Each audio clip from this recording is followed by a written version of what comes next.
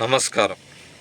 ప్రాణాలు నిలబెట్టాల్సిన ఒక మెడికల్ విమానమే ప్రాణాలు తీసిన అత్యంత విషాదకరమైన ఘటన జార్ఖండ్లో చోటుచేసుకుంది.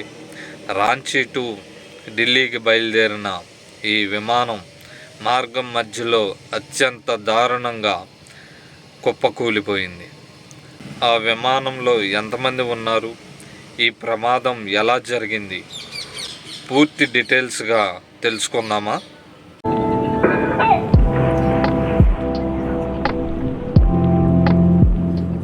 సోమవారం రోజున జార్ఖండ్ రాజధాని రాంచీ విమానాశ్రయం నుంచి ఒక మెడికల్ ఛార్జర్ విమానం అంటే ఎయిర్ అంబులెన్స్ ఢిల్లీకి బయలుదేరింది. ఇది రెడ్ బర్డ్ ఎయిర్ వేస్ ప్రైవేట్ లిమిటెడ్ సంస్థకు చెందిన బీచ్ క్రాఫ్ట్ C-90 విమానం. దీని రిజిస్ట్రేషన్ నెంబర్ VT-AJV. గాల్లోకి ఎగిరిన కొద్దిసేపటికే ఈ విమానం రాడార్ వ్యవస్థ నుంచి పూర్తిగా అదృశ్యమైంది.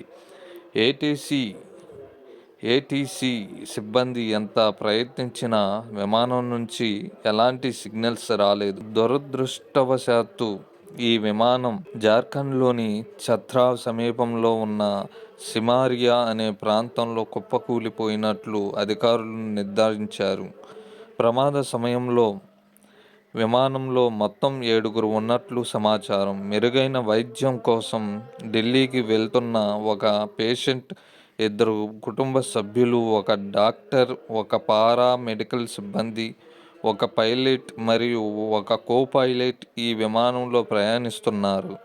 ఈ ఘోర ప్రమాదంలో పేషెంట్తో సహా ఈ 7 ప్రాణాలు కోల్పోయినట్లు అధికారులు భావిస్తున్నారు. ఈ ఘటనపై రాష్ట్ర ప్రభుత్వం తీవ్ర దిగ్భ్రాంతి వ్యక్తం చేసింది. అసలు విమానం ఎందుకు కూలిపోయింది? వాతావరణం అనుకూలించలేదా లేక సాంకేతిక లోపమా అనే కోణంలో డైరెక్టరేట్ జనరల్ ఆఫ్ సివిల్ ఏవియేషన్తో కలిసి ఉన్నత స్థాయి విచారణ జరిపేందుకు ప్రభుత్వ వర్గాలు సన్నాహాలు చేస్తున్నాయి. ప్రాణాలు దక్కుతాయి అనే ఆశతో మెరుగైన వైద్యం కోసం వెళ్తున్న పేషెంట్, వారిని కాపాడడానికి తోడుగా వెళ్లిన వైద్య సిబ్బంది ఇలా గాల్లోనే ప్రాణాలు కలపడం నిజంగా అందరినీ కలిచివేస్తుంది. ఈ ప్రమాదానికి గల ఖచ్చితమైన కారణాలు విచారణ తర్వాతే బయటకు రానున్నాయి. ఈ ఘటనపై మరిన్ని అప్డేట్ కోసం మన ఛానల్ను సబ్స్క్రైబ్ చేసుకోండి. వీడియో నచ్చితే లైక్ చేసి ఇతరులకు షేర్ చేయండి. ఈ వీడియో ఇంతవరకు చూస్తున్నందుకు మీ అందరికీ ధన్యవాదాలు.